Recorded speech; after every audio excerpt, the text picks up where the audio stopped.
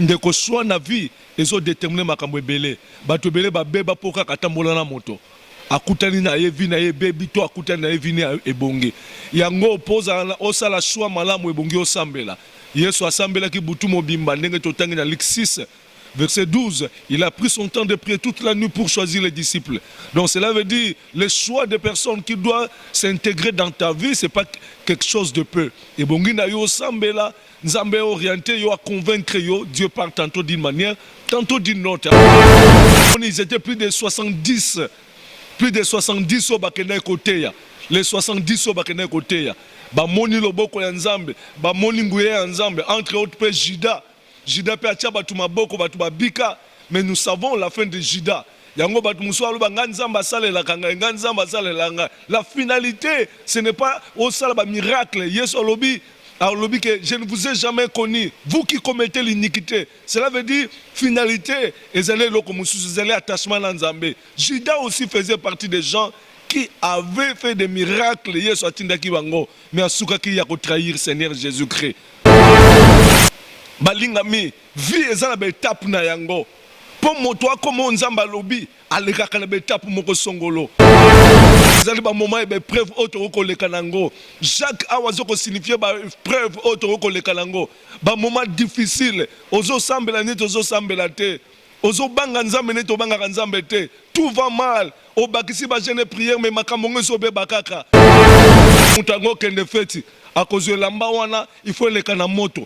À cause de faire à repasser, à cause de moto likole lamba. Et lamba, et so moto, mais ça pour nous tout mangote, mais allez pour lamba il s'étendre bien et bonga. Et le konyo so passe yaka, mais moto wana nzamba régla kango, pour être à niveau na yo, pour être tumbayote, mais pour bongisa yo. C'est comme ça la vie. Et ça m'a qui mukolo wana na kati ya prison. Pierre alali mbala moko mona bo ange lui abimela ye. Abete na mopanzi Pierre alamuki alobi na Pierre lata ba sandal na yo ba chaîne ezaki na maboko Pierre ekoyi tango nzamba akobima o no sekanga kabiso ekoyaka Pierre azalaki wana pona masumu te ba chaîne azalaki na ngozela pona masumu te passe aux anango peut-être soko banga kanzambe zala na kimia nzambe akotelema na tango moko boye po Hérode a dit que na Pierre n'a pas sous succès. Soko boma ki Jacques nzamba permetaki. Ezala ba moment ya passé ya kana vie mais comment ka moment moko nzamba telemaka. Yaya sebola ide, yaya sebola loboko, yaka kokata nikambona kene kimonene. Yaya sebola ide, yaya sebola loboko, yaka kokata nikambona kene kimonene. Naleli ye soki nalingaki yokolo ye na motema na ngai ye soki nalingaki yo nzapa o na motema mobimba ezalaki te mpona mona o bapasi na bapasio ezalaki te mpona mona o binzoli ye sembola loboko ye sembola ye Zambo yo asala adamu loboko ye salaka ewa ye sembola ye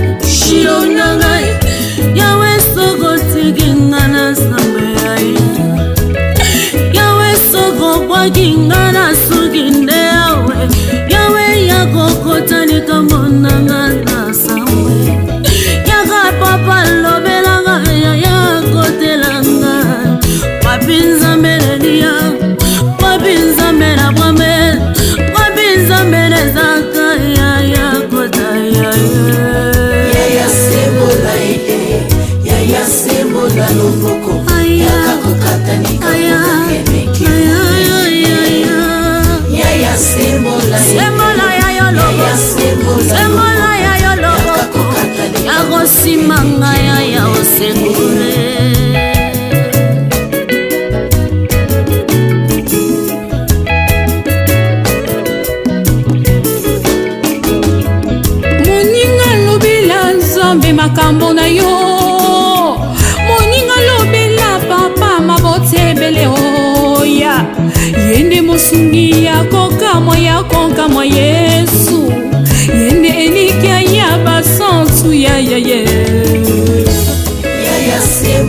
ete yaya sembola loboko yaka kokata likambo na ngeneki monene yaya sembola ete yaya sembola loboko yaka kokata likambo na ngeneki monene.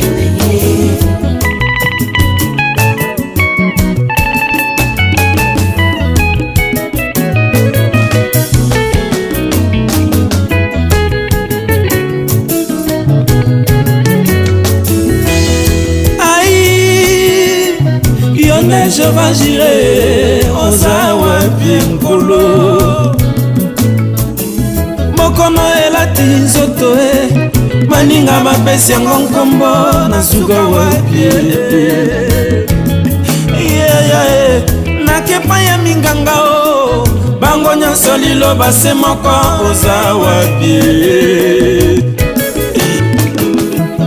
nzambe nabelelaka ekolo sembola loboko oza wapi oyo nabelelaka butu na moye sembola loboko oza wapi.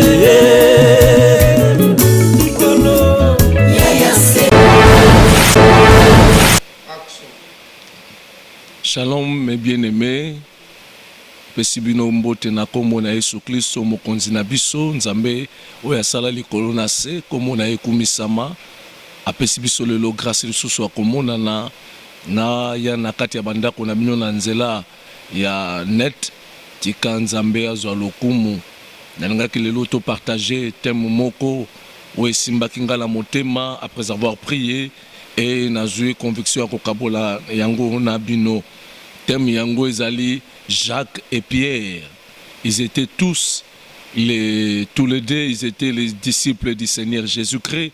Et tokobimisa ba leçon spirituelle na kati ya bato wana mibale Jacques et Pierre. Bazalaki proche pe na yebi ke nzambe akosunga biso toyeba lekanisi na ye na kati na yango. Tokotanga des textes oyo kosunga biso ya liboso Luc chapitre 6 verset 12 à 16 pe mibale tokozwa Marc chapitre 3 verset 17 na Luc na mukanda Luc chapitre na yango ya 6 chapitre 6e verset 12 à 16 bakomi en ce temps-là Jésus s'est rendu sur la montagne pour prier et il passa toute la nuit à prier Dieu. Verset 13 quand le jour parut il appela ses disciples et il en choisit 12 auxquels il donna le nom d'apôtres. 14. Simon qu'il nomma Pierre, André son frère, Jacques, Jean, Philippe, Barthélemy, Matthieu, Thomas, Jacques fils d'Alphée, Simon appelé les Zélotes, Jude fils de Jacques et Judas Iscariote qui devint traître.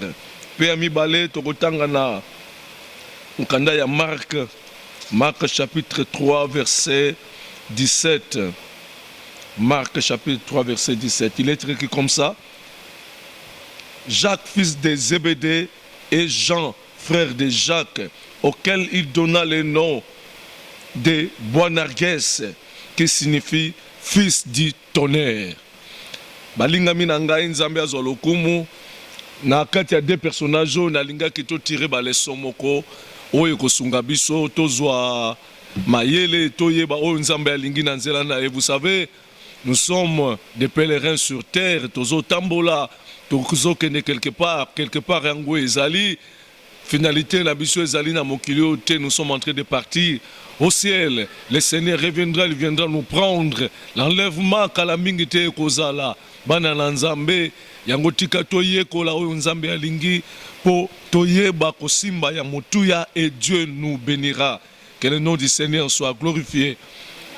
Ndenge na lobaki ne bandeli kombo na ngai Serge, je suis pasteur Serge Diambu, je suis pasteur na église Les Pèlerins ezali na commune ya Kalamu pe na quartier nango Kauka na Kinshasa RDC. Nzambe apambola biso pe toyoka oyo nzambe alingi na ba disciple oyo Yesu aponaki azwaki tango nyonso akosambela. Il a pris son temps de prier et aye kozwa tango ya kopona ba disciple ndeko choix na vie ezo déterminer makambo ebele bato ebele babeba po kaka tambola na moto akutani na ye vi na ye bebi to akutani na ye vi na ebongi yango opoza osala choix malamu ebongi osambela Yesu asambelaki butu mobimba ndenge totangi na Luc 6 verset 12, il a pris son temps de prier toute la nuit pour choisir les disciples. Donc cela veut dire le choix des personnes qui doivent s'intégrer dans ta vie, c'est pas quelque chose de peu. Et bon, yo sambela, nzambe orienté yo à convaincre yo, Dieu parle tantôt d'une manière, tantôt d'une autre, à convaincre yo. Est-ce que c'est la personne avec laquelle au kotambola na ye to nzambe akolakisa yo nzela mosusu. C'est très important.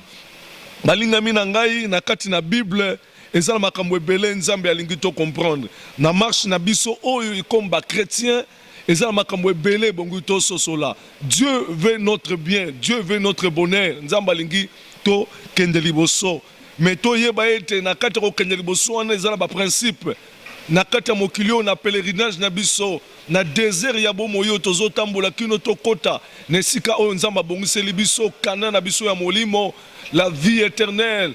Oh Bible bengi la nouvelle Jérusalem qui va paraître un jour et bon na biso tozala selon ba norme oyo nzambe a établi ça.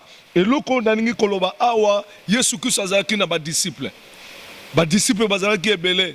Ce que total na Luc chapitre 10 à partir de 17 kino kiti na 19 okomona ke mukolo moko Yesu atindi ba disciple bateya atindi bango bakende koteya pe babikisa milimo babengala milimo mabe babikisa ba maladi ba guérir ba maladi ba sekusa ba oyo bakufi apesaki bango nguya na kati na bango y compris même Judas Zalaki, Jacques Zalaki, Jean Zalaki, Pierre Zalaki et les autres aussi. Oh Bible batangi bakomo la bangote. Bible énuméré kaka 12 personnes au Bible tangi mais awa déjà tout le monde ils étaient plus de 70. Plus de 70 au bakene côté ya. Les 70 au bakene côté ya. Ba moni loboko ya nzambe, ba moni nguye ya nzambe entre autres pe Judas pe atia batu maboko batu babika. Mais nous savons la fin de Judas. La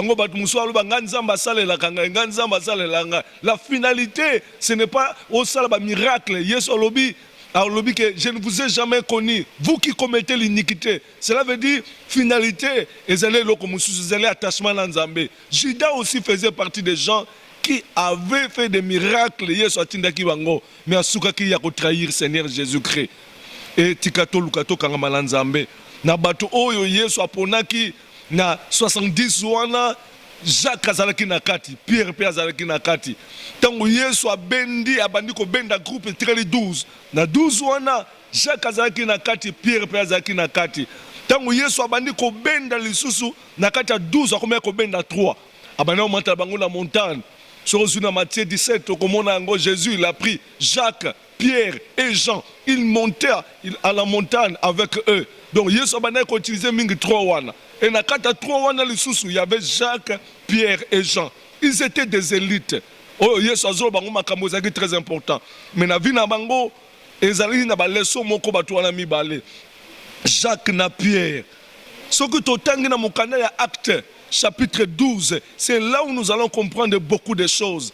Na verset nango déjà liboso pe ya mibale Bible zoloba Hérode mokolo moko wana Yesu déjà accueilli akufi aseku accueilli pe molimo monsanto aye église déjà est démarré. Hérode na kokanga na ba persécution akangaki Jacques pe abomaki Jacques abomi Jacques. Mais comment kokoboma Jacques? Il était apôtre, il craignait Dieu, il marchait avec Dieu. Mais Nérni Jacques a koufi. Pourquoi Dieu n'a pas intervenu? On se pose tant de questions lorsqu'il y a des problèmes dans nos vies. Pourquoi Dieu n'a pas intervenu? Pourquoi ceci? Pourquoi cela? Jacques, il était intègre.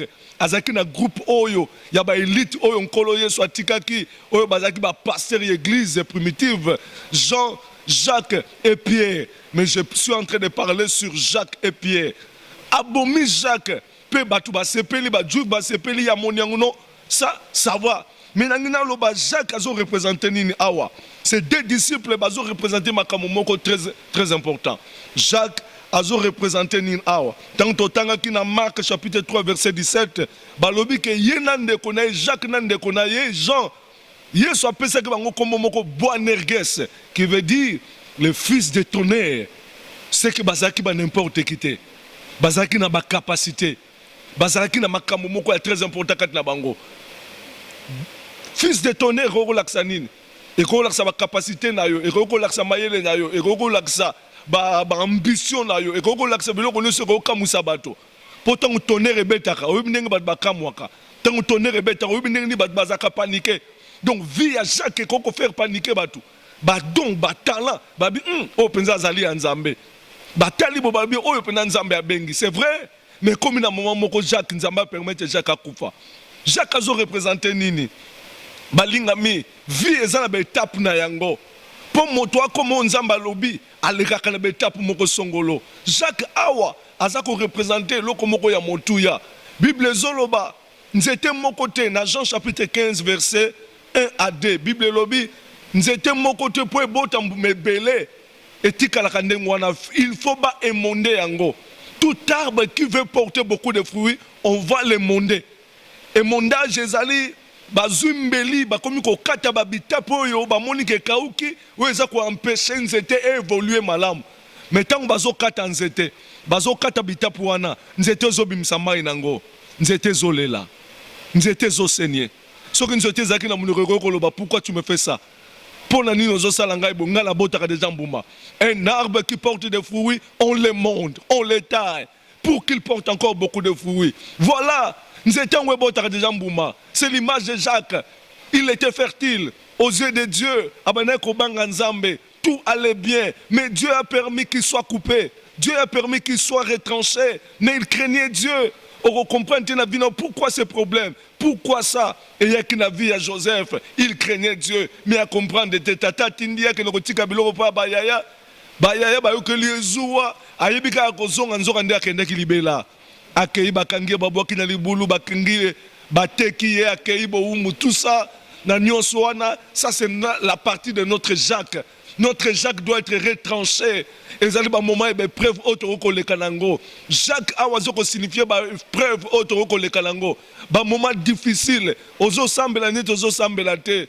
Ozo banga nzambe net obanga nzambe te. Tout va mal. O bakisi ba jeune prière mais makamongo so be bakaka. Tu ne comprends absolument rien. Lorsque les choses tournent au vinaigre, si tu es en train de vivre l'étape de Jacques dans ta vie, crois que Jacques il était quelqu'un de plein de prouesses, azaki montomoko, azaki na ba qualité belé, aki na ba don, ba talent, fils de tonnerre. Mais Dieu a permis que Jacques puisse partir.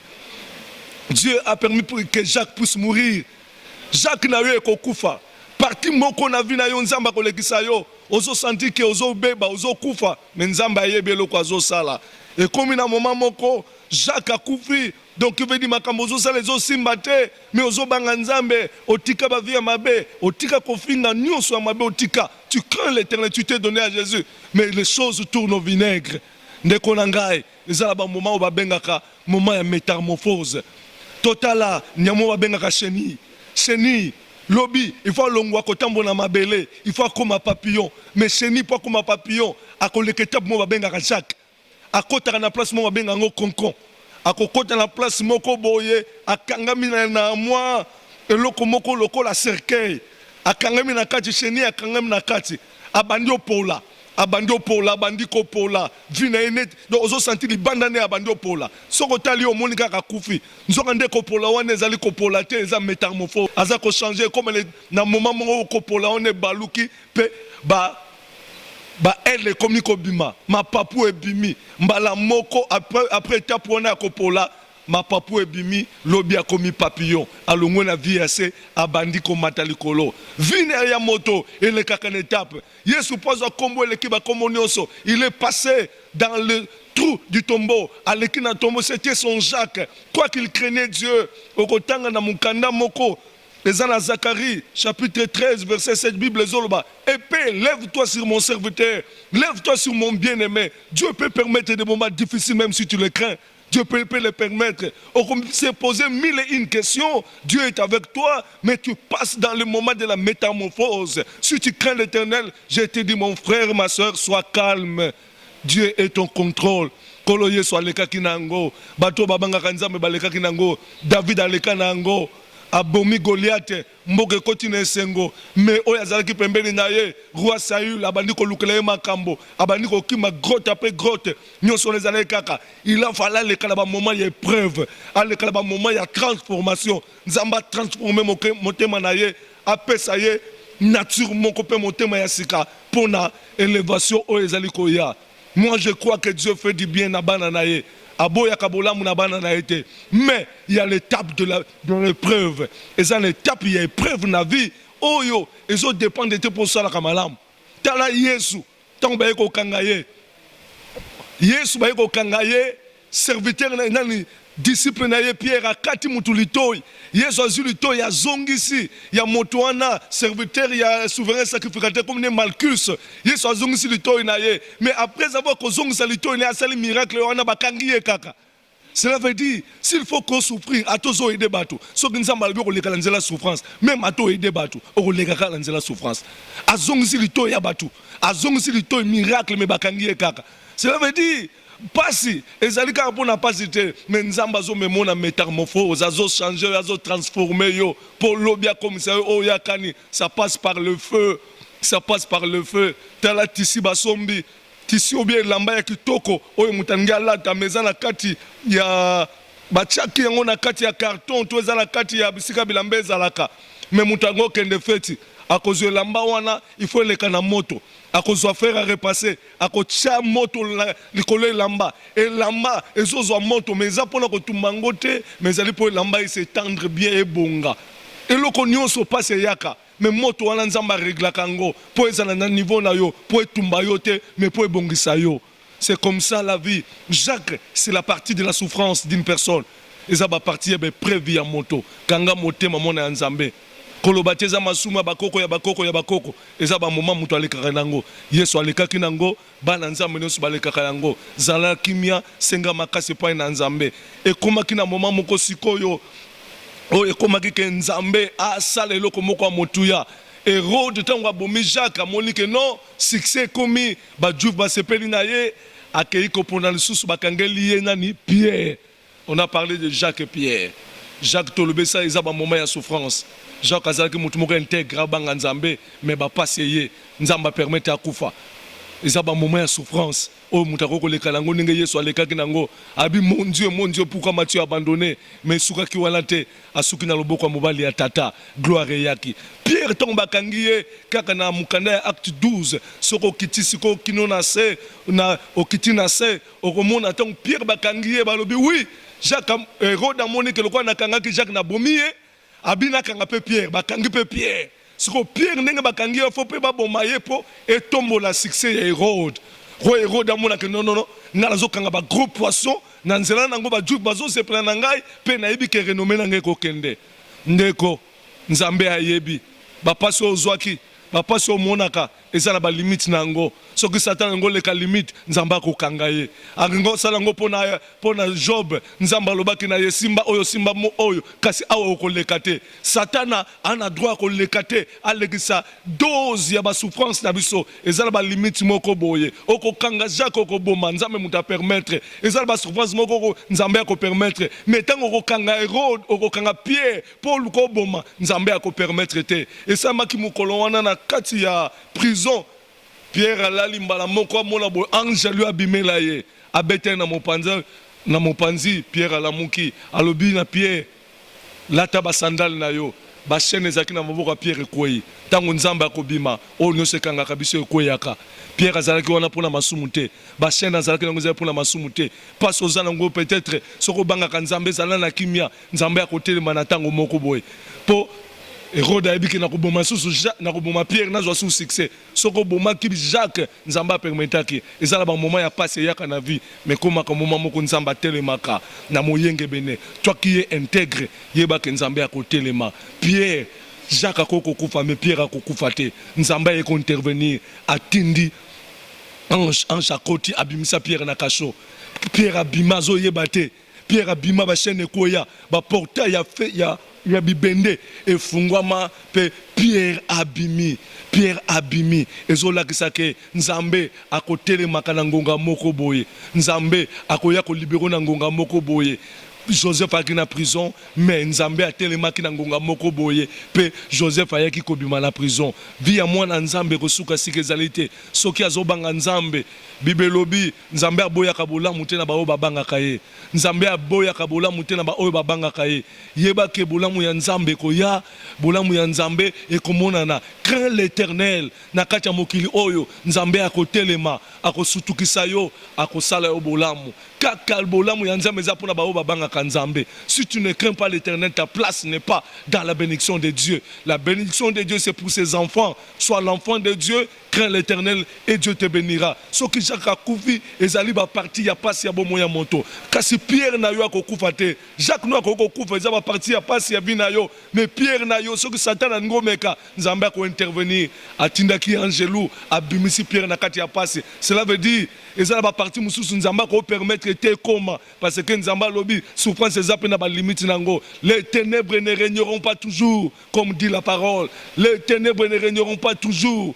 Sur toi s'élève la lumière de Dieu et la gloire de Dieu. Même si les ténèbres couvrent toute la terre, mais sur toi va s'élever la lumière de Dieu. Ésaïe 60, verset 1 à 2. Yeba yango, nzamba yebi yo na kombo ndeko na ngai, banga nzambe, salela oyo nzambe alingi, tambola oyo ndenge nzambe alingi, ata Pierre, Jacques na yo kokufa, mais Pierre na yo kokufa te. Moma ya souffrance koya, kasi moma pe esengwe koya. Tika nzambe apambola yo ndeko na ngai, kobala kobanga nzambe, nzambe akovisite yo na kombo na Yesu. Amen.